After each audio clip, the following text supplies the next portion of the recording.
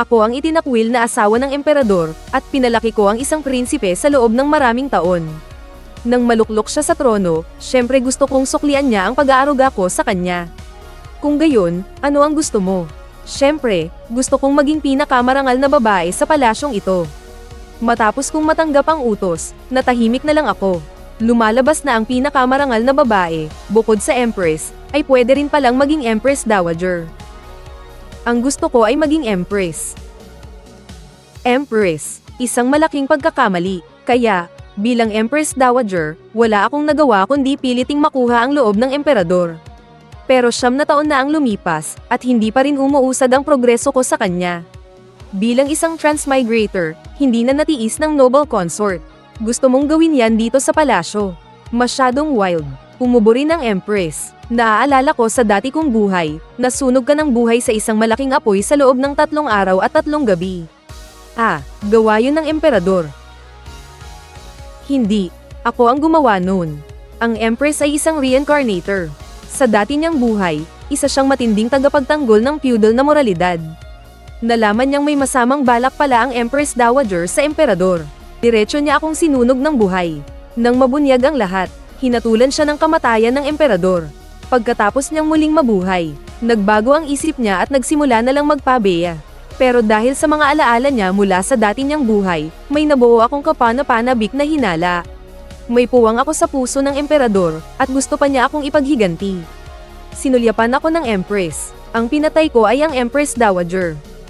Ipinatupad lang niya ang batas ng kaharian.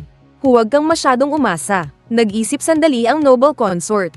Kung gusto mong malaman kung gusto ka niya o hindi, subukan mo na lang siyang direkta. HMPH. Kamahalan, Empress Dowager, gusto mo bang humanap ng lalaki para paglaruan? Naging komplikado ang ekspresyon ng Empress, at nanginag ang gilid ng kanyang bibig. Kinalaunan, nagsimulang maghanap ang noble consort ng mga makikisig na lalaki sa buong kabisera para sa akin. Sunod-sunod na ipinadala ang mga larawan nila sa aking palasyo. Hindi ko na kayang tingnan lahat, nakatambak lang sa aking lamesa. Nakatambak na parang bundok, noong bumisita ang Empress para magbigay galang sa akin. Kapag wala siyang magawa, kumukuha siya ng ilan at nagsisimulang magkomento. Tutal, muli na siyang nabuhay. Kilalang kilala niya ang lahat ng mga tanyag na pamilya sa kabisera. Narinig ko, hindi raw magaling to. Yung isa naman, laging nasa bahay aliwan. Ito, hindi ba't kamamatay lang nito noong nakaraang buwan? Nang inag ang Empress, at nabitawan niya ang scroll. Gamulong ito sa sahig. 2 beses siyang dumura, tapos kumuha siya ng panyo para panasan ang kanyang kamay. Pagkatapos, kumuha ulit siya ng isa. Pagbukas niya, natigilan siya. Hawak ang aking tasa, sumilip ako ng may pagtataka.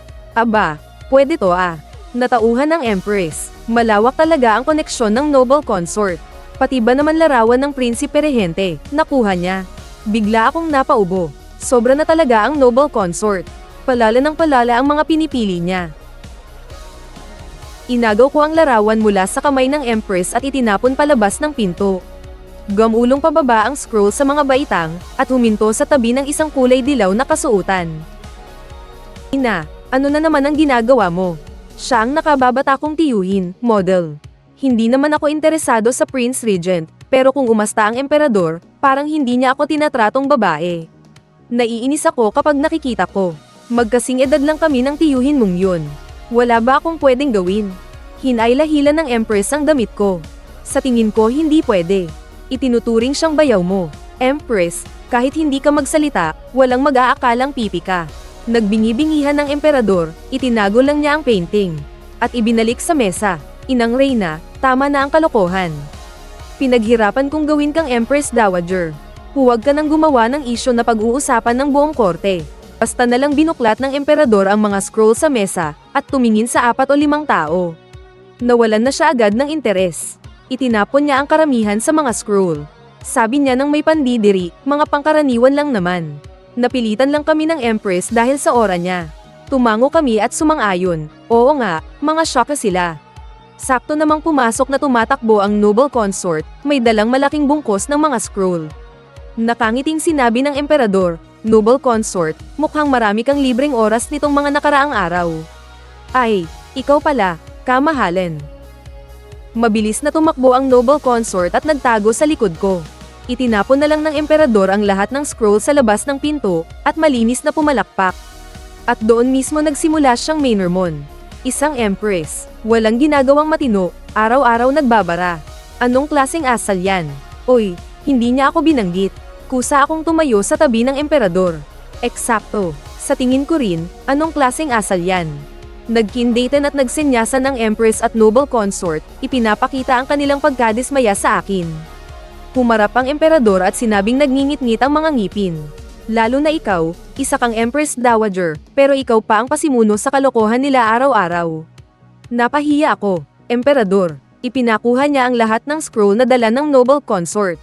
Masasabing nasira ang mga plano namin bago pa man magsimula. Hala, wala na lahat.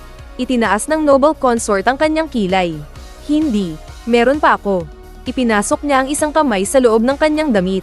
Kumuha siya ng scroll at inihagis sa kamay ko. Ang alas ko, pakiramdam ko ay napaso ang kamay ko. Mainit pa ito. Nagpakita ng pandidiri ang empress. Inis na inilahad ng noble consort ang kanyang kamay. Kung ayaw mo, ibalik mo sa akin. Hindi. Tingnan muna natin. Dahan-daang bumukas ang scroll. Isang maginoo, malumanay at parang perlas. Natigilan kaming dalawa ng empress. Ipinagmamalaki naman ito ng noble consort.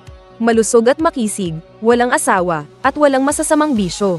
Hindi makapaniwala ang empress. Pumayag siya. Siyempre, tinanong ko ang opinyon niya, sabi ng noble consort habang tinitingnan ng empress. Na may komplikadong ekspresyon sa mukha, mabilis niyang ibinilag ang scroll. Yumuko siya at bumulong, pasensya na, hindi ko na-check ang love life niya. Kung ganoon, maghahanap ako ng iba. Pinigilan ko ang kamay ng noble consort. Siya na lang. Pasimpleng sinilip ng noble consort ang reaksyon ng empress. Hindi yata ito tama. Oo nga, hindi talaga tama. Ito ang kuya ko.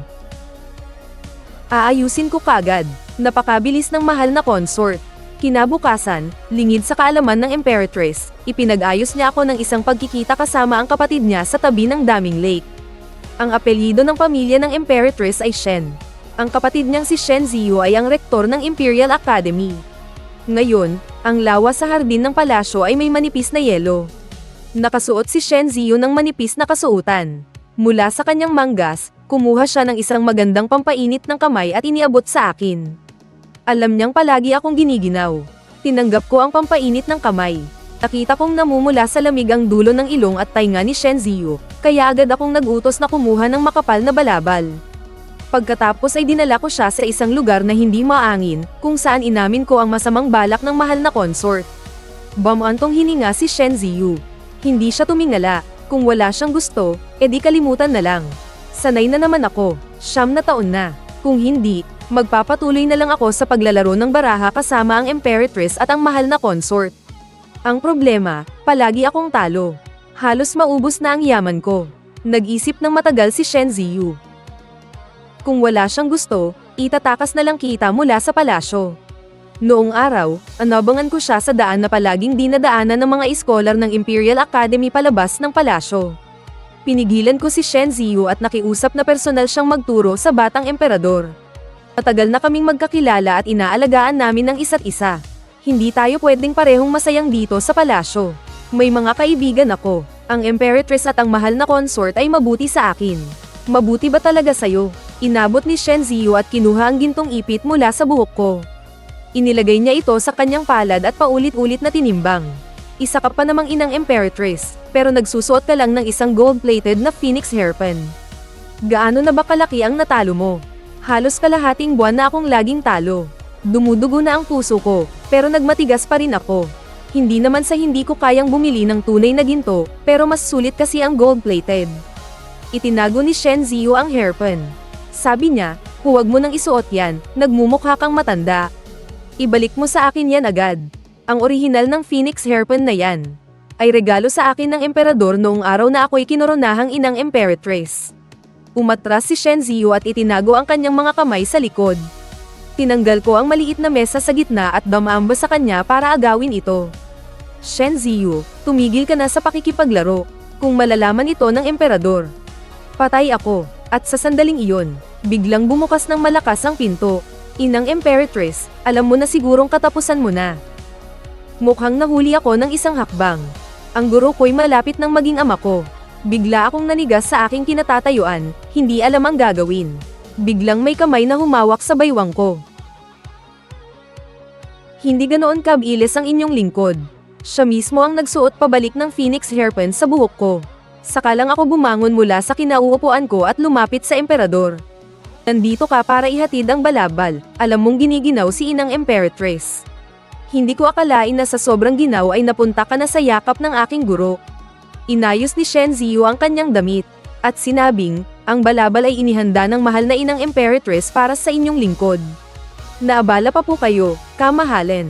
Ihahatid na sana ng emperador ang balabal sa aking mga kamay nang marinig niyang para pala ito kay Shen Ziyu. Natigilan ang kanyang kamay. Guro, sa ganitong kalamag na panahon, napakakonti ng iyong suot, mukhang hindi ka takot sa lamig, ah. Malusog po ang aking pangangatawan, inang Reyna. Labis lang po kayong nag-aalala. Sa pag-aalalang baka ako lamigin, lumapit ang emperador habang kami nag-uusap. Ipinatong niya ang malaking balabal kay Shen Ziyu at maingat na isinara ito sa harap. Guro, hindi ka na rin ba mabata? Mas mabuting magsuot ka pa ng mas makapal. Kasing edad ko lang po ang inang Reyna, kamahalin. Sa madaling salita, sinasabi niyong matanda na ako. Inang Reyna, hindi po iyon ang ibig kong sabihin. Lumapit si Shen Ziyu sa tabi ko.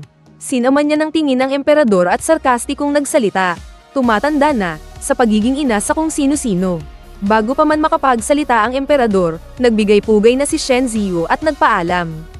Pagdaan niya sa tabi ko, may palihim siyang ibinigay sa akin mula sa kanyang manggas. Tinimbang ko ito sa aking kamay, at bahagya akong napangiti. Ngayong araw, maaga akong gumising. Inanyayahan ko ang Reyna at ang kagalang-galang na consort para ipagpatuloy ang naudlot nating laban. Dumating agad ang Reyna, pero ang kagalang-galang na consort ay matagal bago nakarating. Nainip sa paghihintay ang Reyna, kaya yumuko na lang siya sa mesa at umidlip. Tanghali na nang dumating ang kagalang-galang na consort, dahan-daang naglalakad habang nakahawak sa kanyang baywang. Arg, kainis. Bigla akong pinatawag ng emperador kagabi at pinatugtog ako ng chin buong gabi. Hay, akala ko pa naman may multo sa palasyo. Ikaw lang pala ang tumutugtog, kagalang-galang na consort. HMP, ikaw talaga, ha? Teka, anong nangyari sa mukha mo?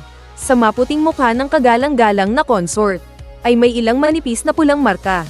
Galit na sinabi ng kagalang-galang na consort. Ano pa bang inaasahan nyo? Nakatulugan ko na yung mga kwerdas ng chin.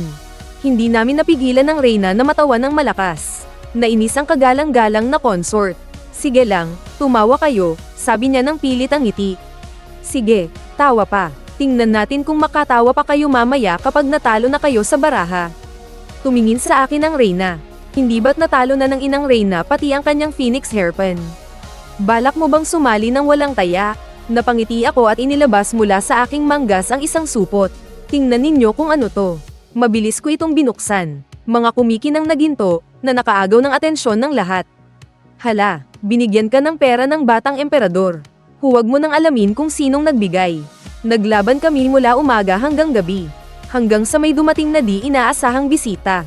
Habang nag-aalangan ng kagalang-galang na consort kung anong baraha ang itatire niya. Isang kamay ang biglang sumulpot mula sa kanyang likuran at itinumba ang isang baraha. Pabulong na nagreklamo ang kagalang-galang na consort habang itinayo niya ulit ang baraha. Sinong may sabi sa iyong pakialaman yan? Ang Reyna at ako, ay sabay na napatingin. Ang emperador pala, hindi namin alam kung gaano na siya katagal na nakatayo sa likod ng consort. Hindi man lang lumingon ang kagalang-galang na consort. Nagpatuloy lang siya sa pag-iisip. Inabot muli ng emperador ang kamay at itinumba ulit ang baraha. Yan ang itira mo. Natigilan ang kagalang-galang na consort. Teka, parang narinig ko. Bakit parang may boses ng asong yun? Nag-aalangan siyang lumingon, at agad na napalitan ng ngiti ang kanyang mukha. Kamahalin, bakit po kayo naparito? Nabalitaan kong narito ang mahal kong consort sa lugar ni Inang Reyna. Ipagpatuloy nyo lang ang laro. Huwag nyo akong pansinin. Nagkatinginan kaming tatlo. Paano naman namin siya di papansinin? Yumuko ang kagalang-galang na consort at nagpatuloy sa pagtira ng baraha. Nakangiti naman ang emperador. Isiniksik niya ang barahang pinili niya sa kamay nito at nagpaliwanag si Noble Consort. Hindi iyan pwedeng laruin ng ganyan. May silbi ang barahang iyan. Pero ito ang gusto kong itira. Pwede naman, Kamahalan, itira ninyo ang gusto ninyo. Laro lang naman ito. Sa mga kritikal na sandali, marunong siyang umintindi ng sitwasyon at umangkop. Sinaman ng tingin ni Noble Consort ang Empress. Sinaman ng tingin ni Noble Consort ang Empress. Nagngangalit niyang itinapon ang baraha. Mabilis itong dinampot ng Empress. Sa akin, sa akin. Nanalo ako, nanalo ako. Akin na, akin na. Binabawi ko na ang sinabi ko tungkol sa Empress kanina. Nagsimula na ang pinakamadilim na sandali para kay Noble Consort. Interesado ang Emperor sa mga baraha niya at palagi niyang pinapakialaman ang mga desisyon nito. Gusto ko talagang itira to, pabulong na sabi ni Noble Consort. Teka, kamahalan, iyan ang kailangan ng Empress Dowager. Hindi mo pwedeng itira yan, hindi talaga pwede. Nakatakip ang dalawang kamay ko sa mukha. Nag-aabang ng may pananabik, ibinaba ng Emperor ang kanyang tingin. Kung gayon, ito ang itira mo. Tahimik na inilabas ni Noble Consort ang barahang iyon. Halos pareho lang kami ng reaksyon ng Empress. Nanalo ako, nanalo ako. Akin na ang ginto, akin na. Susunod. Sa mga mata namin ng Empress, wala ng Emperor, tanging ang God of Wealth na lang. Nagsimula kaming makipag-usap sa God of Wealth. Sabi ng Empress, noong nakaraang araw, may inialay ang ibang kaharian ng mga chopsticks na gawa sa pulang corelay. Napakaganda. Nag-isip sandali ang Emperor. Noble Consort, ilabas natin ang Two of Bamboo. Kumaybat ang mukha ni Noble Consort. Ate Empress, huwag kang magsalita habang naglalaro. Pwede pala iyon. May natutunan ako. Napansin kong bilog na bilog ang buwan ngayong gabi. Isang kabilugan ng buwan. Humajek-jek si Noble Consort. HMPH, wala akong one of circles. Ibinuka ng Emperor ang kanyang kamay. Kakabunot ko lang ng isa. Itira mo. Pagkatapos ng ilang round, halos maubos na ang lahat ng taya ni Noble Consort. Nang mapilitan siyang magtira ng isang baraha. At sabay kaming nanalo ng Empress, tuluyan na siyang sumabog. HMPH, kamahalan, pinagtitripan mo ba ako? Ano bang nagawa kong kasalanan sa iyo? Huwag kayong mag-away at huwag kayong magmurahan, please lang. Nadadamay ako, kalmadong sinabi ng Emperor. Noble Consort, ingatan mo ang iyong asal. May pagkapilya rin ang ugali ni Noble Consort. Wala akong asal, kaya anong iingatan ko? Pinatalo mo na ako ng lahat. Kung talo ka na, tamang-tama, bumalik ka na sa palasyo. Para piliin ang pangalan mo. Mukhang type ng Emperor si Noble Consort. Ito ang alindog ng isang babaeng galing sa ibang mundo, laging nakukuha ang atensyon ng Emperor.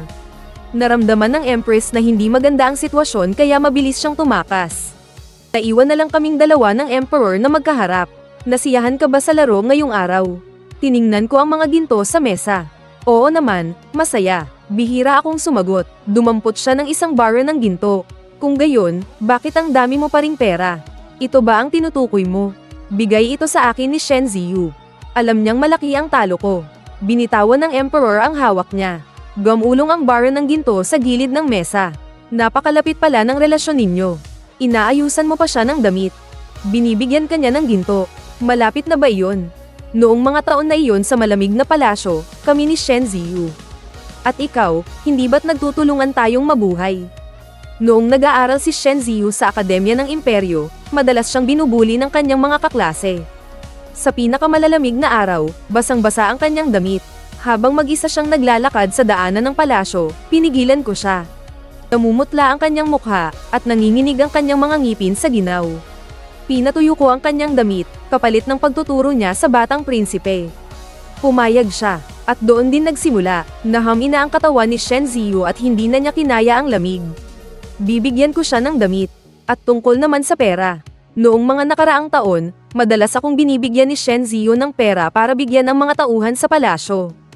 Pero mula nang maging inang reyna ako, hindi ko na siya madalas nakikita.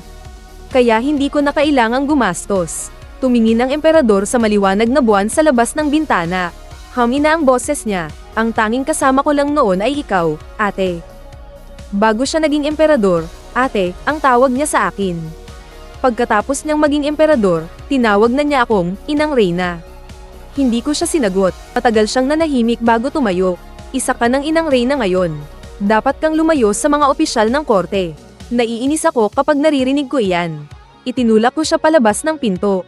Kapag uulan, o gustong mag-asawa muli ng isang ina, kahit ikaw na emperador ay hindi ito mapipigilan. Nitong mga nakaraang araw, Hindi masyadong nagpapakita ang Imperatrice at ang consort. Narinig ko sa mga tauhan ng palasyo na ang consort ang pinakapaborito sa 6 na palasyo, kaya hindi makatulog ang Imperatrice. Masyadong biglaan ito para sa akin. Paano tayo napunta sa ganitong drama sa palasyo? Nabalitaan kong isang umaga, hindi pa nagtatagal pagkaalis ng emperador. Sumugod ang Imperatrice sa palasyo ng consort at maraming sinirang gamit. Ang pinakakawawa ay ang Zhao Weichin na iyon.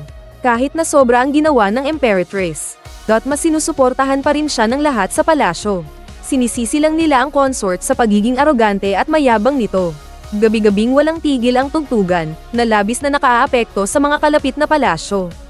Kung iisipin, bilang isang inang reyna, dapat kong pagsabihan ng paboritong consort na hindi sumusunod at pag-aanin ang loob ng Imperatrice na gumaganti. Kaya naman, tuwang-tuwa akong pumunta. Pero parehong tulog ang consort at ang Imperatrice. Kaya bumalik ako na wala ng gana. Nag-iwan ako ng mensahe sa mga tauhan. Papuntahin silang dalawa sa akin kapag libre sila. Pagsapit ng gabi, dumating ang Imperatrice at ang consort. Nag-away agad silang dalawa pagkita pa lang. Pinipilit mo ba akong lumipat? Gabi-gabi mong tinutugtog yang sirang chin mo. Kalahating buwan na, ate. Halos lumubog ang Imperatrice sa kanyang upuan. Bahagyang nakadilat ang kanyang mga mata, at ang maitim na bilog ay sumakop sa itaas na bahagi ng kanyang mukha. Punong-puno siya ng sama ng loob. Ang consort naman ay nakahilig sa isang malambot na sopa. Naghikab siya habang nakapikit. Akala mo ba gusto kong tumugtog? Hindi nga ako marunong tumugtog ng chin eh. Ang emperador ang mapilit na makinig. Tingnan mo, nagkapaltos na ang mga daliri ko. Ganun ba talaga kahilig makinig ang emperador sa tumutugtog ng chin? Pasulyap na tumingin sa akin ang consort, at biglang nagliwanag ang kanyang mga mata. May naisip na ako, hindi na niya ako uutusang tumugtog ng chin. Hinawakan niya ang kamay ng Imperatrice. May pag-asa pa tayong dalawa, Tay. Hindi nagsalita ang Imperatrice. Akmang yuyugyugin muli ng consort ang kanyang kamay. Pinigilan ko siya kaagad. Huwag mo nang yugyugin, tulog na siya. Tumingin sa akin si Guifei at sinabing, hayaan mo na siyang matulog sa palasyo mo ngayong gabi. Kailangan ko pa kasing mag-asikaso buong magdamag. Kinabukasan, nag-organisa si Guifei ng mabilisang klase sa pagtugtog ng chin. Nagunahan sa pag-enroll ang mga consort.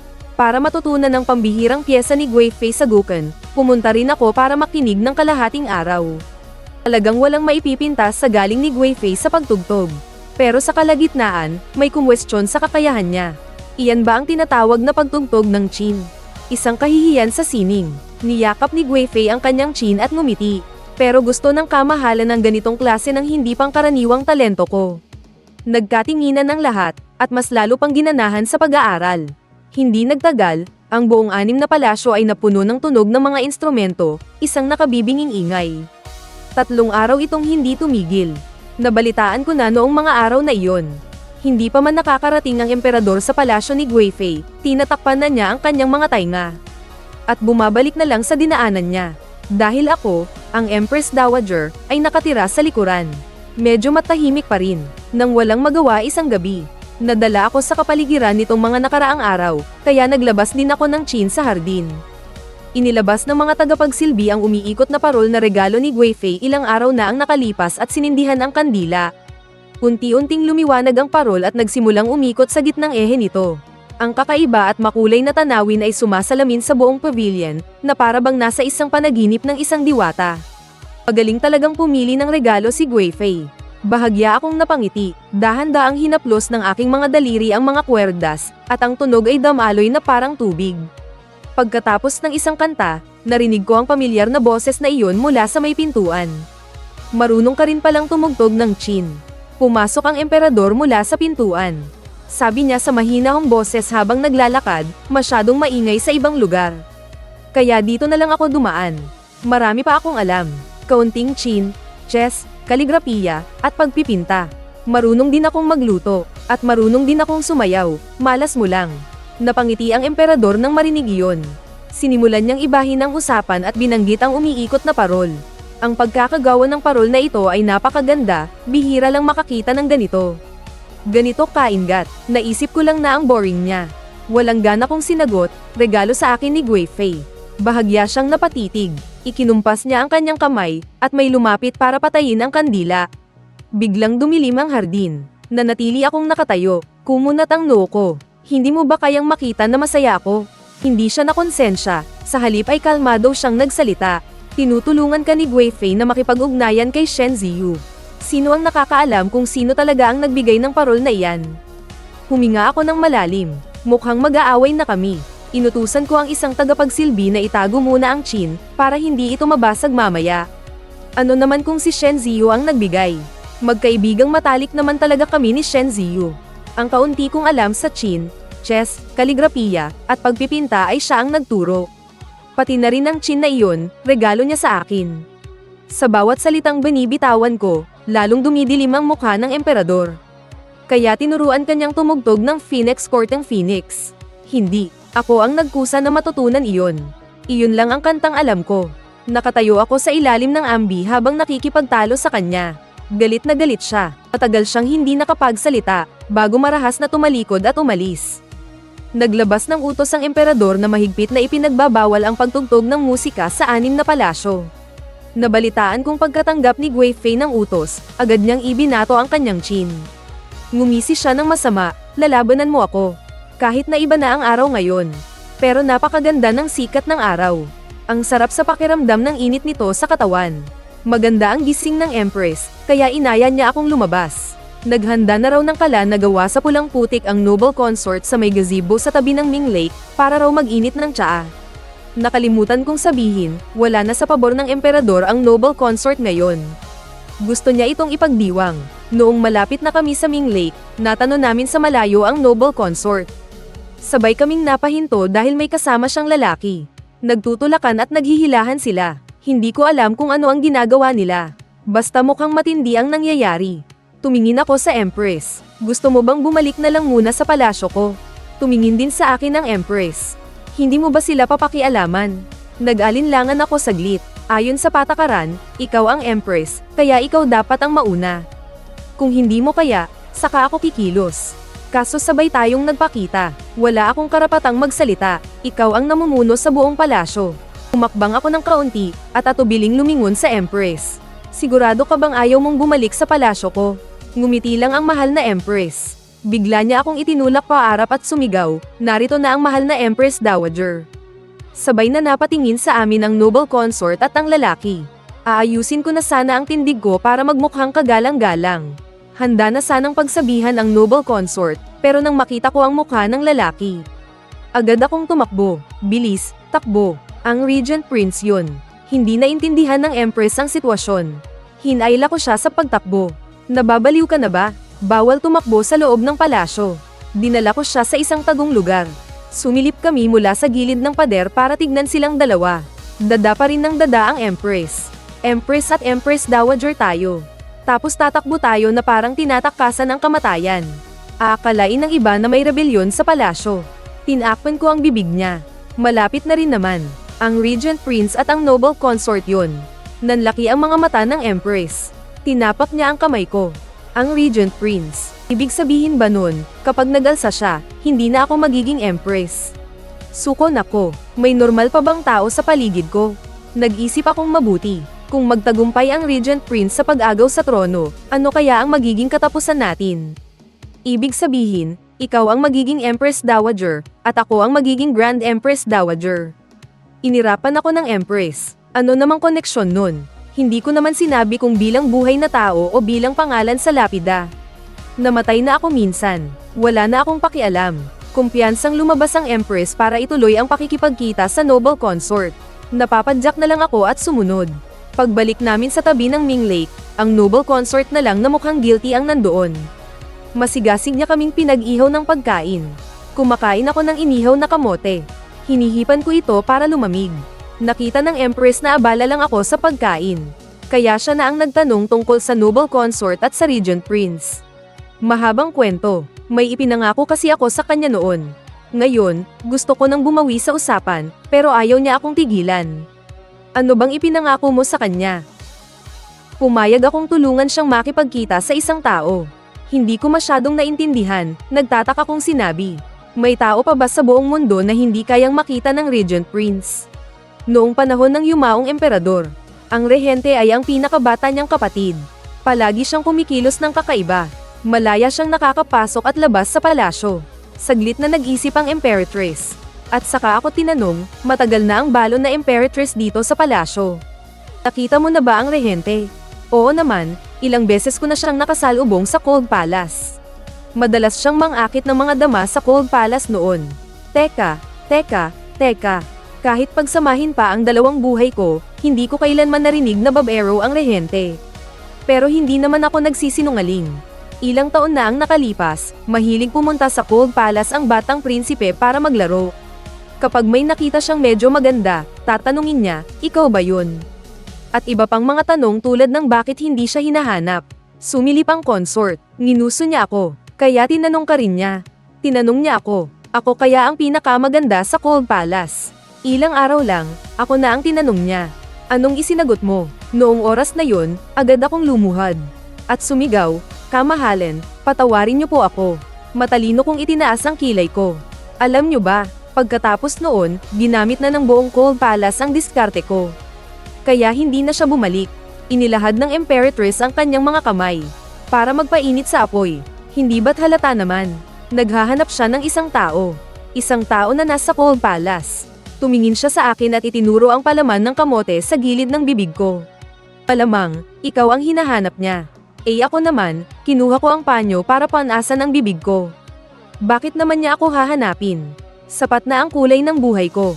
Inayos ng consort ang pang-ipit ng nilulutong kamote at kumuha ng mabangong supot mula sa kanyang damit. Ibinato niya ito sa akin. Ikaw talaga ang hinahanap niya. Sabi niya, maiintindihan mo raw kapag nakita mo. Binuksan ko ito ng may pag-aalinlangan. Mali pala, para sa akin to. Kumuha siya ulit ng isa pang mabangong supot. Sa pagkakataong ito, tiningnan muna niya para sa akin. Nang makumpirmang tama na, iniabot niya sa akin ang sulat. Katahimikan. Napakabigat na katahimikan. Nanlaki ang mga mata ng Imperatrice, at hindi makapaniwalang sinabi. Pati ba naman to nagkamali pa? Naman 9 na taon na. Sa sobrang takot, itinapon ko ang sulat sa sahig at inapakan ng mariin ng ilang beses. Paano ito naging posible? Ang misyon ko ay tulungan ang batang prinsipe na maluklok sa trono. At pagkatapos ay maging Imperatrice. Bumantong hininga ang Imperatrice. Yung bata sa batang prinsipe, baka ang tinutukoy ay ang pagiging bunso niya. Hindi ang edad niya. Nagkibit balikat ang consort. Walang magawang sinabi niya, wala ako sa linya ng trabaho mo. Pero narinig ko na ang mga player daw ay may mga system. Nasaan ang system mo? Nalunod. 9 na taon na ang nakalipas, isang hating gabi, isang malaking sunog ang sumiklab sa Cold Palace. Napunta ako sa katawan ng isang batang itinakwil na kerida. Ipinaliliwanag sa akin ng system ang misyon. Itinaas ko ang laylayan ng damit ko para tumakas, pero sa kasamaang palad, masyadong malaki ang apoy. Hindi talaga ako makalabas. Sakto namang nakita ko ang isang malaking banga na puno ng naipong tubig. Kaya nagtago ako sa loob. Sa loob ng banga, may nagtatago ring isang binatang may maamong mukha. Nasa ilalim siya ng tubig, nakapikit ang mga mata, at sobrang putlan ng kanyang mukha. Natakot akong baka malunod siya, kaya binigyan ko siya ng hangin. Nang maapula na ang apoy, nalaman kong isa pala siyang prinsipe na isinilang sa Cold Palace. Hindi ko talaga inaasahan na hindi pala waterproof ang system. Nalunod ito noon din, pero pwede ko pa ring pakinggan ang playback. Nagkatinginan ng Empress at ang noble consort na may pandidiris sa kanilang mga mukha. Host, ang misyon natin ay tulungan ang munting prinsipe na maluklok sa trono. Kailangan lang nating makuha ang malalim na pagmamahala ng emperador at empress na ending, kaya huwag ka nang tumakas. Darating siya para iligtas tayo. Ang kailangan lang nating gawin ay maghintay. Huwag ako. Akala mo ba hindi ako tinatablan?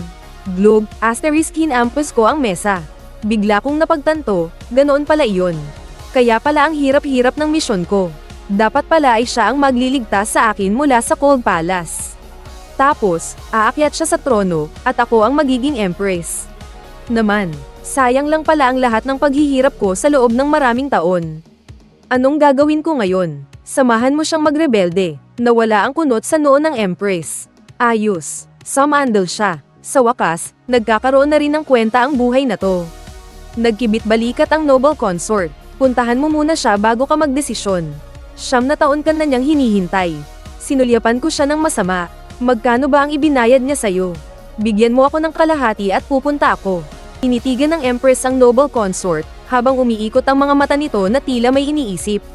Yung painting noong nakaraan, tumanggap ka rin ba ng pera mula sa kanya para doon? Doon ko naalala, yung insidente tungkol sa painting. Maliban sa painting ng Prince Regent na magandang lalaki at makisig, lahat ng iba ay may kanya-kanyang kapintasan. Umiiyak na bumalik ang noble consort sa kanyang palasyo para kunin ang pera. Lumipas ang ilang araw, pinuntahan ko ang Prince Regent. Bihira ko siyang tingnan ng diretso. Ngayong malapitan ko siyang tinitingnan, mas gwapo pa pala siya sa personal kaysa sa painting. Yun nga lang, hindi maganda ang timpla niya.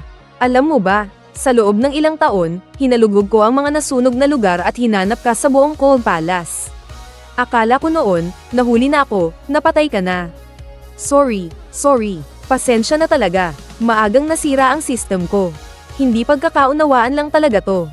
Huminga ng malalim ang Prince Regent at sinuntok ang upuan. May silbi ba yang sorry mo? Sa loob ng 9 na taon, mag-isa lang akong kumikilos. Naging Prince Regent na nga ako dahil dito.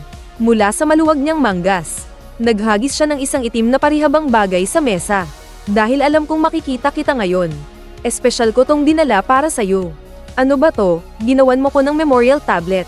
Nakasulat dito, Memorial Tablet of the Strategist. Nakahinga ako ng maluwag. Buti na lang hindi niya alam ang pangalan ko. Nanggigigil na sinabi ng Prince Regent, 9 na taon kitang pinagdasalan. Hindi ka ba kinukonsensya? Kung hindi ko nakilala yung babaeng transmigrator, hindi ko malalaman na ang Empress Dowager pala ay yung tanga na yon. Huwag ka namang ganyan. 7 taon akong nagtiis sa Cold Palace. Sobrang hirap ng dinanas ko. Hindi ko rin naman to ginasto. Dahan-dahan kong itinulak palapit sa kanya ang tasa ng tsaa na nasa harapan niya. Ngumiti ako ng pilit at sinabing, uminom ka ng tsaa. Hindi ako iinom. Inalok ko sa kanya ang merienda sa mesa. Kain ka ng biskwit. Tumingin siya sa malayo at tumanggi. Ayokong kumain. Lahat talaga ng mga capture target sa buong mundo ay may problema sa pag-iisip. Kung ganun, anong gusto mo? Itinaas niya ng bahagya ang kanyang kilay. Tiningnan niya ako, na walang-wala ni Katiting na pasensya.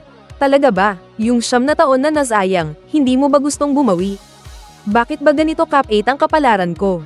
Niyakap ko ang memorial tablet ko at umuwi para umiyak. Teka, mag-usap tayo ng maayos. Nagtatanong lang ako kung ano na ang gagawin nating dalawa. Naitanong ko na sa mga nakatataas. 000 pakasalan mo ako ngayon. Ituturing na ring tagumpay ang misyon, at pareho na tayong makakauwi. Magpakasal, wala naman tayong nararamdaman para sa isa't isa, di ba? Ako, mayroon para sa'yo. Isang uri ng pananabik para sa yumaong asawa. Dahan-dahan akong umatras. Sinabi ko nang may pandidiri, pero ako ang Empress Dowager. Hindi angkop na magpakasal ako. Lumapit siya, ngumiti siya ng bahagya, pero ako ang Regent Prince. Yung tipo na nagpapakadalubhasa sa pagpapakasal sa mga Empress Dowager. Teka nga, sino ba talaga sa ating dalawa ang nangliligaw kanino? Ang Empress Dowager, magpapakasal sa Regent Prince. Masyado namang biglaan to. Isa pa, masyado siyang malapit. Kaya tinulak ko siya ng malakas. Hinawakan ng Regent Prince ang kanyang dibdib, nagkunwaring nanghihina, at sinabing, huwag mong sabihin. Nahulog na ang loob mo sa batang emperador. Okay Shen Ziyu, umupo siya at tumitig sa mga mata ko. At seryosong sinabi, naiintindihan mo ba yung pakiramdam na akala mo ay matagal nang patay ang asawa mo mula 9 na taon na ang nakalipas? Pero malalaman mong buhay na buhay pala siya at gusto pang magpakasal sa iba. Bakit ba ang galing niyang magsalita? Umiling ako. Hindi. Nag-aaway lang kami ng emperador. Hindi niya ako papayag ang umalis. Nagningning ang mga mata ng Regent Prince. Walang problema. Ang espesyalidad ko ay gamitin ang kapangyarihan ko para makuha ang gusto ko. Kaya kung agawin ka sa kanya. At saka, alam mo ba kung bakit kayo nag-aaway? Gulat kong sinabi, pati yan alam mo. Ang mga especially iya mo ay nasa buong palasyo. Itinaas niya ang kanyang hintuturo. At inilagay sa harap ko. Dahil hindi siya ang tamang tao para sa'yo. 9 na taon kayong hindi nagkatuluyan. Samantalang ako, isang beses lang kitang makita, sapat na. Tiningnan ko ang taong nasa harapan ko. Kitang-kita naman na napakakisig niya. Kaakit-akit kapag ngumingiti, kapag hindi, may aura ng kapangyarihan. Pero itong bibig niya, kapag nagsalita ay hindi na tumitigil. Kung ano-anong walang katuturan ang sinasabi. 000 so, siya pala talaga ang target ko sa misyon. Totoo nga ang sinabi ng system. Napakadali lang pala talaga ng misyon na to. Iwinagayway ng Regent Prince ang kamay niya sa harap ko. Bakit hindi ka nagsasalita? HMM. Ako ang target mo sa misyon. Hindi ka ba nasisiyahan? May kinuha ang Regent Prince na isang kahon mula sa kanyang manggas at inilagay ito sa mababang mesa. Binuksan niya ang takip, isa itong malaki at bilog na perlas na kumikinang sa dilim. Mayroon itong bahagyang asul na liwanag. Ito ang pinakamaganda sa aking palasyo. Pakiusap, tanggapin mo ito bilang dote. Ang totoo, hindi pa ako nakakakita ng maraming magagandang bagay. Ang Phoenix Hairpin ng Emperador, ang mga gintong inggit ni Shen Ziyu. Ang umiikot na parol ng Noble Consort, at itong perlas niya na kumikinang sa dilim. Tiningnan ko lang, hindi ko inabot. Tumingala ulit ako sa kanya. Kaya mo ba talaga akong pakasalan? Hindi ako nagbibiro, ang buhay ko ngayon ay pwede ng pagtiisan. Itinulak niya ang kahon papalapit sa akin. Kung gayon, kapag ako na ang kasama mo, hindi mo na kailangang magtiis. Tumayo ako at nilakasan ang aking loob. Tinanggap ko ang kanyang dote. Inihatid ako ng Regent Prince sa labas. Pag-ulong niyang sinabi, noong nakaraan, sa dami ng mga larawan, hindi mo man lang ako nagustuhan. Naaalala ko, noon pa man ay nagustuhan ko na siya sa unang tingin. Pero narinig kong siya raw ang Regent Prince. Itinapon ko na lang. Pagkatapos, inasikaso na lahat ng emperador. Nagdahilan ako na baka hindi kasing ganda sa personal yung nasa litrato. Sayang naman, nabalitaan kong nakipagkita ka kay Shen Ziyu. Normal lang ang tono niya, pero sa takot ko, muntik na akong matambo paglabas ko ng pinto. Ay nalalayan niya ako, bakit ka natataranta? Wala naman akong sinabing mali ka.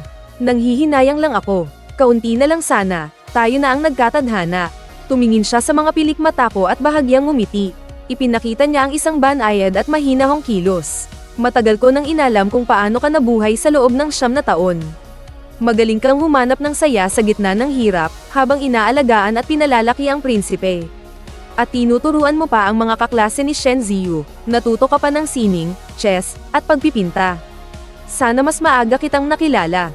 Kung ako ang kasama mo, puro saya lang sana ang buhay mo. Hindi mo na sana kailangang humanap ng ligaya sa gitna ng hirap. Sinadya niyang sabihin ang malungkot na salita sa paraang magaan.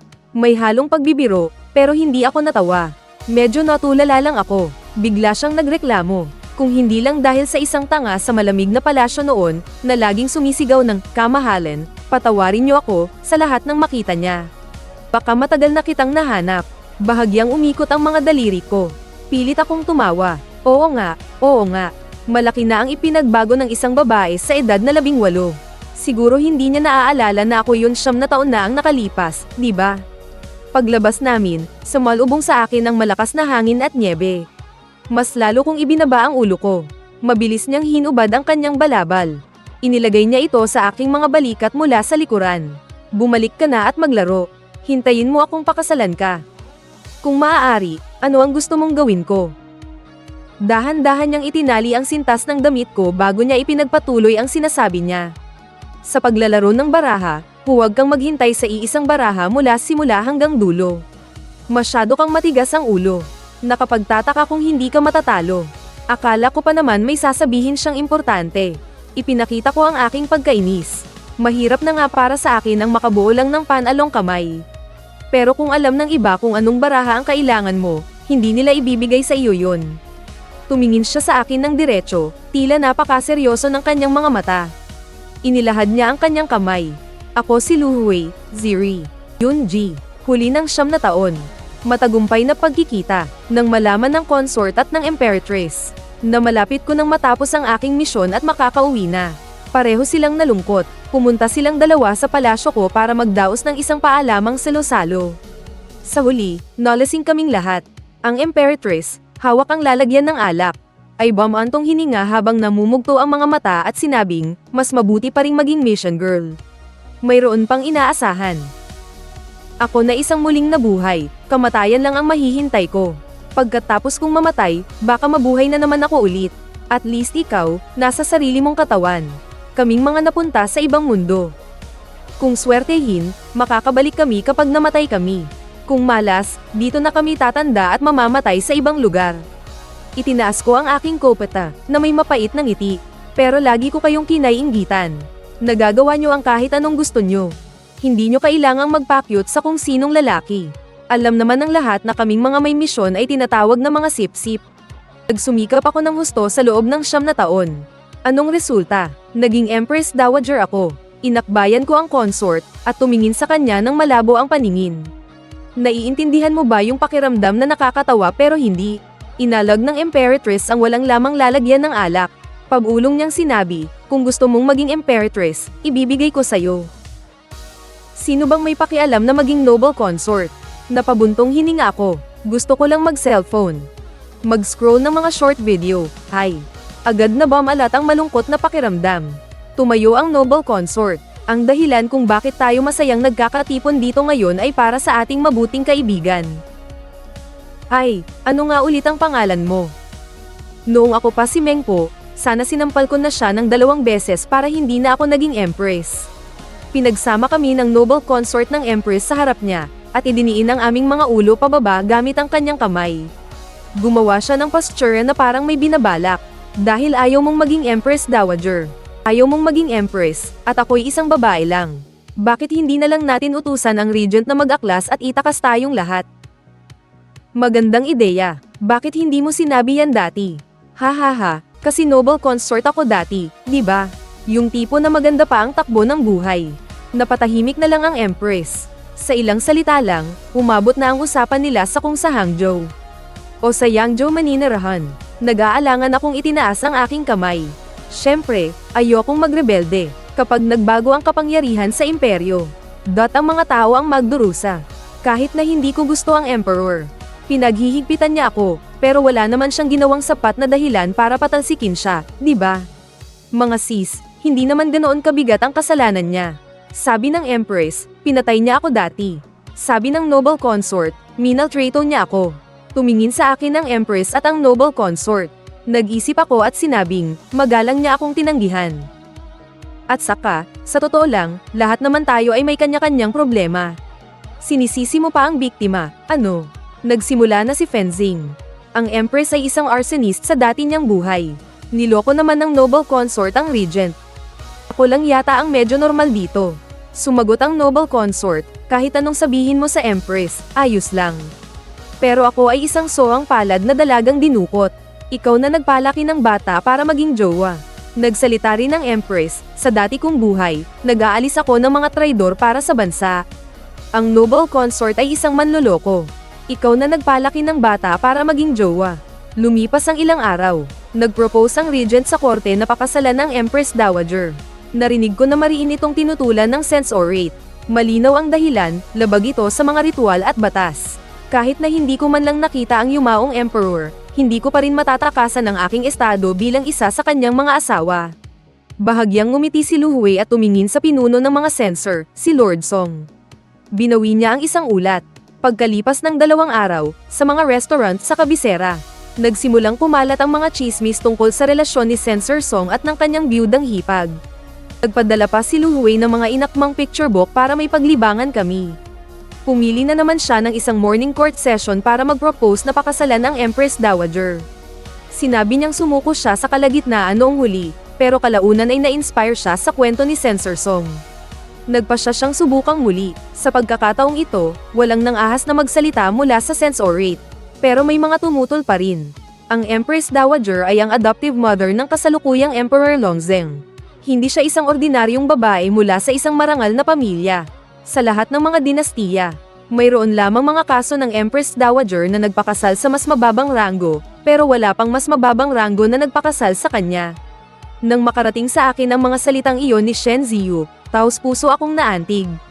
Sa harap ng ibang tao, hindi masabi ni Lu Hui na nagkita na kami ng pribado. Kaya hiniling niya sa Emperor na itanong ang aking opinyon para sa kanya. Sa pagkakataong ito, ipinagpaliban na naman ito. Noong gabing iyon, dumating ang Emperor na nakasimangot, model. Inang Reyna, kinakaya mo pa ba ang mga gawain? Ipinatong niya ang kamay sa gilid ng mesa.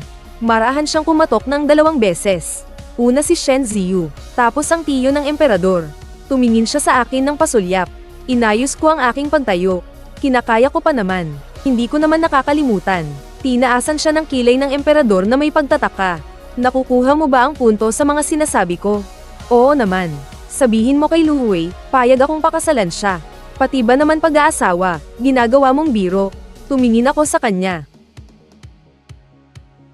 Mahaba ang mga taon sa palasyo. Kahit na para lang magpalipas ng oras. Kapag natapos na ang kasiyahan, hindi pa rin maiiwasan ang kalungkutan sa puso. Kung hindi lang ako nagkamali sa pag-aakalang nasa kanya ang misyon ko. Hindi sana ako mag-aaksaya ng oras dito. Bahagyang natigilan ng emperador. Matagal siyang nanahimik. Paano kung hindi ako pumayag? 2 taon pa lang akong nakaluklok sa trono, tapos magpapakasal ka sa tiyo ng emperador. May iisip pa ba ang mga tao na may kapangyarihan ng anak ng langit? Kung paano maging isang mabuting emperador, problema mo na yan. Ang gusto ko lang ay pakasalan si Lu Hui. Tapos na akong magsalita, tumayo ako at akmang papasok sa kabilang silid. Para maiwasang makasama siya, pero bigla niyang hinawakan ng mahigpit ang aking pulso. Humarap ako sa kanya na may pagtataka. Nakayuko pa rin siya, halos hindi marinig ang kanyang boses. Kasalanan ko ang nangyari noon. Huwag mo na akong saktan pa. Tinanong ko ang guro ko. Ang Feng Qihuang ay para sa akin mo pinag-aralan, di ba? Huminto siya sandali at tumingala sa akin. May halong pamamaos ang kanyang boses. Ate, alam kong may pagtingin ka rin sa akin. Pero dahil sa mga harang dito sa palasyo, hindi ko masabi. Sinubukan kong bawiin ang aking kamay. Pero hindi niya binitawan ni Katie Ting. Bahagya pang humigpit ang pagkakahawak ng kanyang mga daliri. May bahid ng pagkalito sa kanyang boses. Huwag mo nang gamitin si Shen Ziyu o si Lu Hui para inisin ako. Narinig ko mula sa itaas ang kanyang malalim na boses. Ang nararamdaman ko para sa'yo ay hindi kailanman nagbago. Pinigilan ko ang sarili ko at naging magalang sa'yo. Bamantong hininga siya. Tumingin siya sa kabilang dako, at ang kanyang boses ay lalong nagmistulang may hinanakit. Nakipagkita ka kay Shen Ziyu, kaya lang ako nakipagkita sa consort. Tiniis kong pakinggan ang galit niya sa loob ng kalahating buwan, pero wala ka man lang reaksyon. Nang marinig ko iyon, natigilan ako. Ang pakikipag-ugnayan niya sa consort ay para pagselusin ako. Sino ba namang makakaalam niyan? Nakita niyang hindi ako nagsasalita, kaya muli niyang inalag ang aking pulso. Ang plano ko sana ay maghintay ng ilang taon hanggang sa lumakas ang aking kapangyarihan. At saka kita papapasukin sa palasyo gamit ang ibang pagkakakilanlan. Pero kung ipipilit mo talagang makasama ako araw-araw, pwede rin naman. Nablangko ang isip ko. Inulit ko, pwede ang ano. Ibinaba ng emperador ang kanyang mga daliri, at lumapat sa aking palad. Sa napakahinang boses, sinabi niya, pwede akong pumunta sa'yo anumang oras na tawagin mo ako. Binawi ko ang aking kamay. Bigla akong umatras. Isang paa ko na nga ang palabas ng palasyong ito para umuwi. Isang hakbang na lang ang kulang, tapos bigla kang lilito para akitin ako. Paulit-ulit na umaalingaw sa isip ko ang mga boses ng Imperatrice at ng consort. Isang halimaw na isinilang mula sa isang laruan. Baliw ka na ba? Wala akong nararamdaman para sa'yo. Isang hindi pagkakaunawaan lang ang lahat ng nangyari noon. At seryoso akong magpapakasal kay Lu Hui. Naging malagim ang itsura ng emperador. Hindi naman naging mahigpit ang tingin niya, pero noong narinig niyang magpapakasal ako kay Lu Hui, biglang nanlamig ang buo niyang mukha, na para bang nabalot ng yelo. Naglakad siya palapit sa akin, at biglang nanlamig ang tono ng boses niya. Bakit kailangan mo pang sabihin yan? Sumuko na ako, di ba? O nagbago na ba ang isip mo? Mas bata ako sa kanya. Mas mataas ang posisyon ko. 9 na taon na tayong magkakilala. Love at first sight kayo, ganun ba? Mariin akong tinitigan ng emperador. Ang matalas niyang titig ay tila hindi ako hinayaang makapagtago. Kaya tinamad na rin akong magpanggap sa harap niya. Bahagya akong lumingon sa gilid at tumingin sa luntiang kurtina. Mahinahon kong sinimulan ang kwento ko. Kamahalan, hindi ako ang lady yun ng yumaong emperador. Naparito ako sa Cold Palace para tapusin ang isang misyon. Ang akala ko, ikaw ang target ko. Kaya't sinubukan kitang paibigin sa lahat ng paraan. Ngunit kamakailan ko lang nalaman na ang taong dapat kong makilala noon ay si Lu Hui. Kailangan ko siyang pakasalan para makaalis sa mundong ito. Natauhan ako. Tinitigan ko siya ng diretso. Wala akong nararamdaman para sa'yo o para kay Lu Hui. Hindi pag-ibig ninyo man ang hinahanap ko, kundi ang sarili kong kalayaan. Kumunat ang kanyang noo at bahagyang napakagatlabi. Muli siyang humakbang palapit. Sa tingin mo, sa pag-imbento mo ng ganyang kabaliwang kwento, ay mapapatawad na kita sa pag-ibig mo sa iba. Mukhang wala ring silbi ang lahat ng sinabi ko. Pero may ebidensya ako. System, pasensya na, kailangan kong i-replay ang huli mong habilin. Host, ang misyon natin ay tulungan ng batang prinsipe na makuha ang trono, at magkaroon ng happily ever after, bilang emperador at emperatrice. Ang dali lang, di ba? Huwag ka nang tumakbo. Darating siya para iligtas tayo. Ang kailangan lang nating gawin ay maghintay. Wag, hindi ako waterproof. Walang naging ekspresyon ng emperador. Sa pagkakataong ito, wala siyang pagpipilian kundi ang maniwala. Pero pagkaalis ng emperador, hindi na bumalik ang mga tagapagsilbi ko. May mga bantay na rin sa labasan ng palasyo. Ikinulong niya ako. 3 araw na ang nakalipas nang makita ko ang consort at ang imperatress. Umakyat silang dalawa sa pader ng hardin, at ngayon ay hirap ng makababa. Iwinawas-iwas ng consort ang kanyang mga binti habang tinatakpan ng bibig gamit ang 2 kamay. At pabulong na tinatawag ang pangalan ko. Ibinuka naman ng imperatress ang kanyang mga braso. At naglakad sa ibabaw ng pader, naghahanap ng baluktot na puno para madaos-dos pababa. Mag-isa kong binuhat ang kawayang hagdan papunta sa likod bahay para sunduin sila. Nang makababa na silang dalawa, nalaman kong may malaking nangyari kamakailan.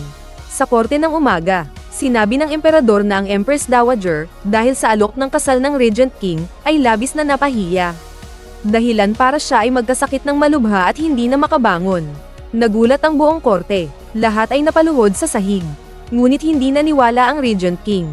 Kaya pinakiusapan niya ang consort na bisitahin ako, pero natuklasan nilang mahigpit na pala akong binabantayan. Alam na ng Imperatress, ng consort, at ng Regent King. Magsalita ka na, anong nangyari sa inyo ng Emperador? Nagkakalat pa siya ng chismis sa labas na mamamatay ka na raw. Sinabi niyang gusto niya ako. Tapos, tinanggihan ko siya. Siguro ay nataranta na siya. Hinabol mo kaya siya ng 9 na taon.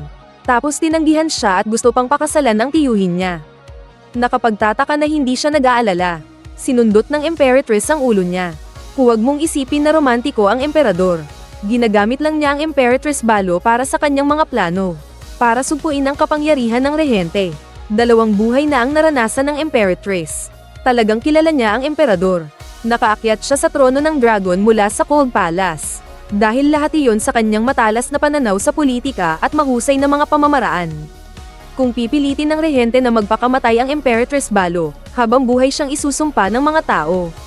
Itinagilid ng consort ang kanyang ulo at sinabing, pero hindi ka naman patay, at hindi rin naman ako may sakit. Kung tama ang hula ko, sa loob ng ilang araw, mamamatay na ako. Tama ang hula mo. Naghahanda na ang palasyo nitong mga nakaraang araw. Malapit nang ihatid ang kabaong. Napabuntong hininga ako ng malalim. Alam ko ang ibig sabihin ng emperador. Basta't magpapanggap akong patay. Magkakaroon siya ng malaking alas laban kay Lu Hui at matatanggol pa ang aming relasyon bilang mag-ina.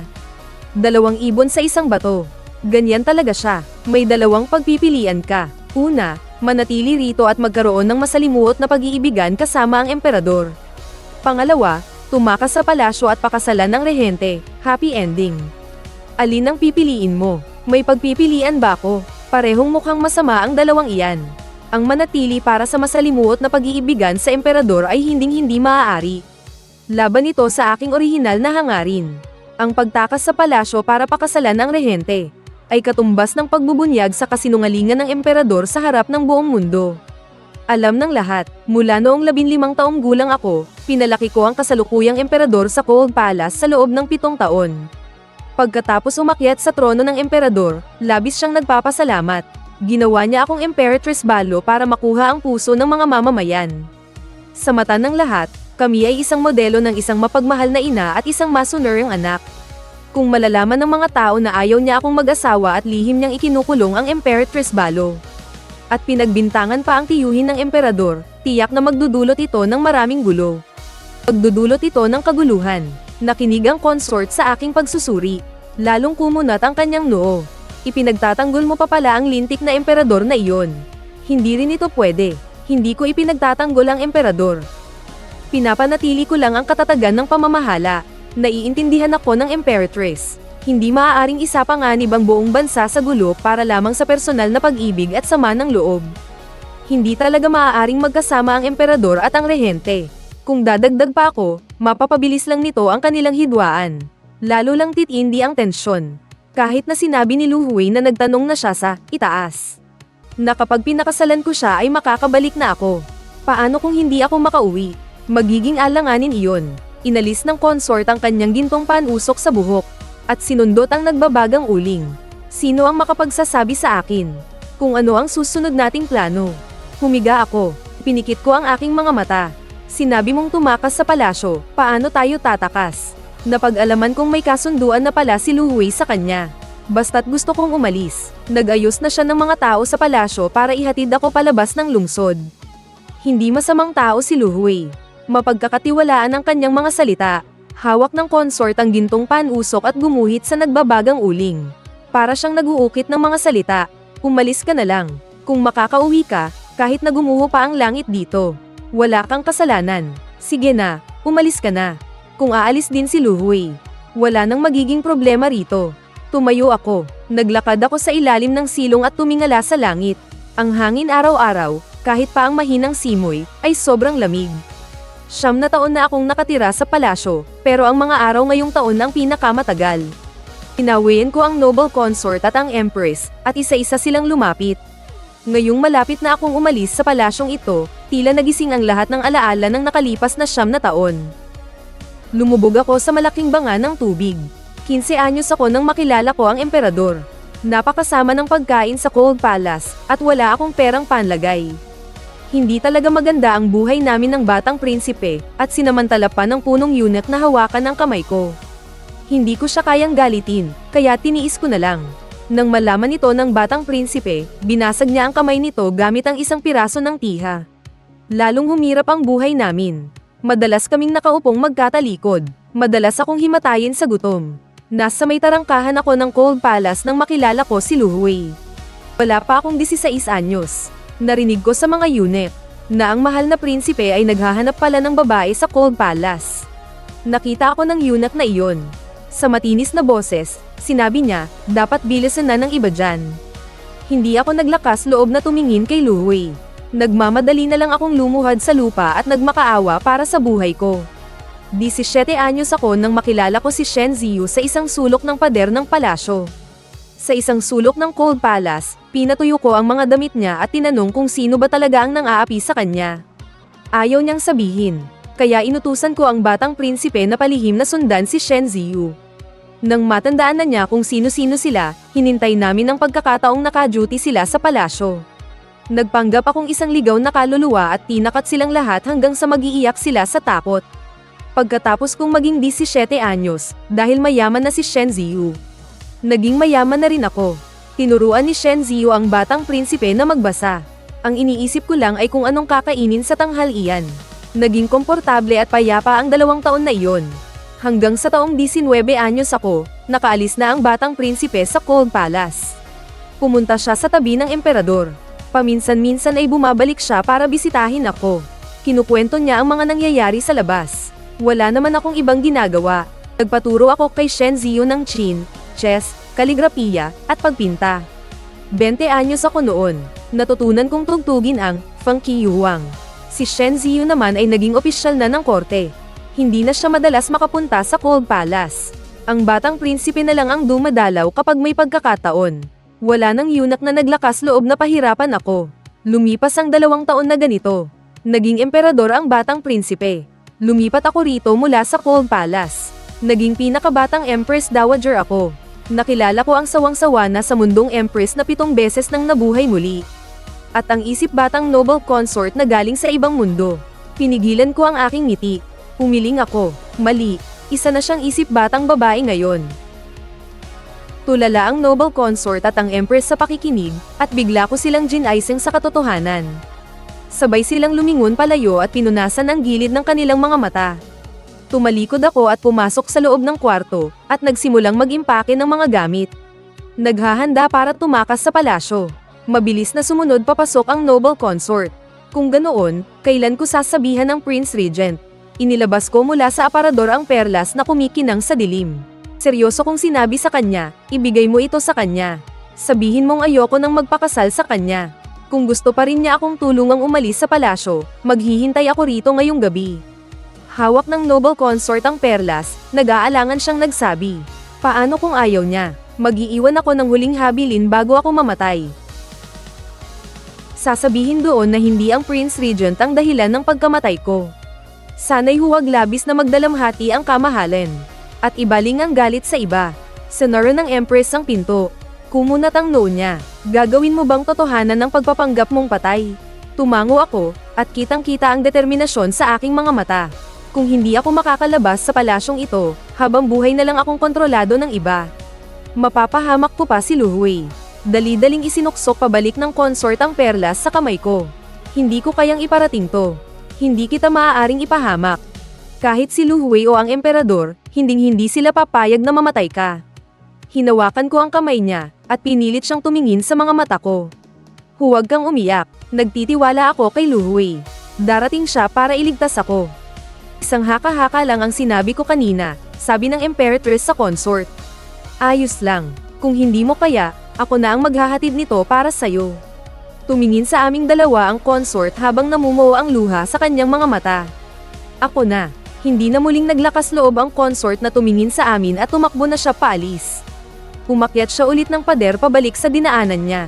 Naiwan ng Imperatress sa palasyo ko. Naghihintay sa pagbabalik ng consort na may dalang balita. Hanggang sa tuluyang gumabi, binalot ng dilim ang buong palasyo. Nagsindi ng ilaw ang Imperatress sa loob ng silid. Nang makita niya akong nakasandal sa pinto at tulala, inaya niya akong sindihan din ang mga ilaw sa paligid. Nang masindihan ang huling ilaw, may narinig kaming ungol mula sa likod ng hardin. Dala ang aming mga parol, nagmamadali kaming pumunta doon ng Imperatress. Ang consort pala, nakayuko siya habang hinihilot ang kanyang tuhod, at sinabing habol ang hininga. Ayos na, mga ate. Sinabi niyang may magsusundo sa iyo ngayong gabi. Humakbang ako at niyakap ang consort, at isinubsob ko ang aking ulo sa kanyang balikat. Hindi ko mapigil ang mapahagulgol. Nakangiting pinunasan ng Imperatress ang kanyang mga luha. Inakay niya ang consort papasok. Halika na sa loob, sobrang lamig dito sa labas. Inalalayan namin ng Imperatress ang consort papasok sa silid, ako sa kaliwa at siya sa kanan. Kakaupo pa lang ng consort, minadali na niya akong mag-impake. Baka raw kasi magbago pa ang ihip ng hangin. Sinamantala ng mga tauhan ni Lu Hui ang pagpapalit ng mga gwardya sa palasyo. Paunti-unti na silang nakaposisyon. Tinulungan ako ng Imperatress na magligpit ng gamit. Tanging ginto, pilak at mahalagang bagay lang ang kinuha namin, wala nang iba. Hindi nagtagal, pinapakyan na nila ako sa pader. Pinilit kong umakyat sa pader, pero natanong ko sa malayo ang dilaw na prosesyon ng emperador. Bigla akong nahulog pabalik, dumating na ang emperador. Gulat na gulat ang mukha ng consort, napaatras siya ng ilang hakbang. Patay na, anong gagawin natin? Dali-dali kong dinampot ang bag ko at naglakad pabalik. Hindi na ako pwedeng umalis. Kung aalis ako, pareho kayong mamamatay. Itinikom ng Imperatress ang kanyang mga daliri sa palad. Kumunat ang noo niya. Umakyat siya sa tuktok ng hagdan. Sumilip siya sa labas. Maya-maya pa, tumalon na siya pababa. Ay paraan ako. Hinailan niya kami ng consort pabalik sa loob. Kinuha niya ang nag-aapoy na kandila mula sa kandelero. Naaalala niyo ba kung ano ako sa dati kong buhay? Itinuro ng consort ang kandila. Isang arsenista. Tumango ang Imperatress. Lalong naging desidido ang kanyang mukha. Sunugin ang palasyo, para hindi makapasok ang emperador. Tatakas tayo habang nagkakagulo. Tumalikod din ako para kumuha ng kandila at sinindihan ang gilid ng bintana. Mabilis na gumapang ang apoy sa bintana at biglang lumagablab. Habang lalong lumiliyab, nagiging mas maliwanag ito, sumisimbolo sa liwanag at sa hinaharap, model. Nagkatinginan kaming tatlo, at makikita ang apoy sa aming mga mata. Tara na. Sinimulan ng Empress at ng Noble Consort na sunugin ang mga bagay sa paligid na madaling magliyab. Dahil sa tuyong panahon at sa bahagyang ihip ng hangin, ang buong palasyo ay agad na naging dagat-dagatang apoy. Hindi nagtagal ang pagtatago namin sa likod ng bulwagan, may narinig kami mula sa labas. May mga sumisigaw sa gulat, at pagkatapos ay maraming tao ang pumasok. Mga gwardya at yunak na nag-aapula ng apoy, tumatakbo at sumisigaw. Sa gitna ng kaguluhan, may 4 o 5 magagaling na tao ang umakyat sa pader ng bakuran mula sa labas. Dinala nila kaming tatlo, nang makita namin si Lu Hui. Nakalabas na kami ng kabisera. Mula sa malayo, dumating siyang nakasakay sa kabayo. Huminto siya sa tabi ng aming karwahe. Itinaas ko ang kurtina at nagpasalamat sa kanya. Bahagyang kumunat ang noo ni Lu Hui, at may hinanakit sa kanyang boses. Alam mo ba kung gaano ako nasaktan nang matanggap ko ang sulat mo? Mas gugustuhin mo pang mamatay kaysa pakasalan ako. Hindi ako sumagot sa kanya. Kumurap ako. Sinabi mo na kung pakakasalan kita, makakauwi na ako. Nagsinungaling ka ba sa akin? Tungkol sa misyon na tinanggap ko. Kailangang matupad ang 2 kondisyon. Hindi man lang nabahala si Lu Hui na nahuli siya. Sa halip, lalo siyang naging kalmado. Pero wala akong masamang intensyon. Tayo talaga ang dapat na magkatuluyan. Kung pakakasalan mo ako at gusto mong umuwi, hindi mahirap para sa akin na makuha ang posisyong iyon para sa iyo. Kung ayaw mong galawin ko ang kanyang trono. Wala rin akong ganoong intensyon. Bamantong hininga ako, napangiti na lang ako nang walang magawa. Alam ko namang hindi na ako makakauwi. Kung ganoon lang din naman, bakit kailangan ko pang makipagrelasyon sa iyo o sa kahit na sino? Saan ka pupunta kung ganoon? Hehe, maglalakbay kasama ang mga kapatid ko. Sumulpot ang noble consort mula sa likuran. Kumaway siya kay Lu Hui. Kaming tatlong magkakapatid. Habang buhay natatanawin ang utang na loob sa Regent King. Isinara ng Empress ang kurtina ng bintana. Ipinakita ang kalahati ng kanyang mukha at pabulong na sinabing, "Salamat, kamahalan." Nakaupo si Lu Hui sa kanyang kabayo, yumuko, at bahagyang umiti. Kagabi, nasunog ang palasyo ng Empress Dowager. Pumanaw na ang Empress Dowager. Ang Empress at ang noble consort, habang inaalagaan ang may sakit na Empress Dowager, ay nasawi sa sunog. Piniga niya ang kanyang mga binti, at nagsimulang maglakad palayo ang kabayo. Hindi na lumingon si Lu Hui. Tinaas niya ang kanyang kamay at iwinagayway ang kanyang latigo. Sige na, malaya na kayo. Muling humandar ang karwahe. Siksikan kaming tatlo ng noble consort at empress sa maliit na karwaheng ito. Pero pakiramdam namin ay napakaluwang ng mundo at walang hanggan ang daan sa aming harapan. Saan tayo unang pupunta? Sa Hangzhou o sa Yangzhou? Hahaha, sa tingin ko, dumiretso na tayo sa Westlake. Narinig ko na napakasarap daw ng Asmendas wine doon. Bakit laging Westlake? Hindi ba pwedeng Eastlake naman?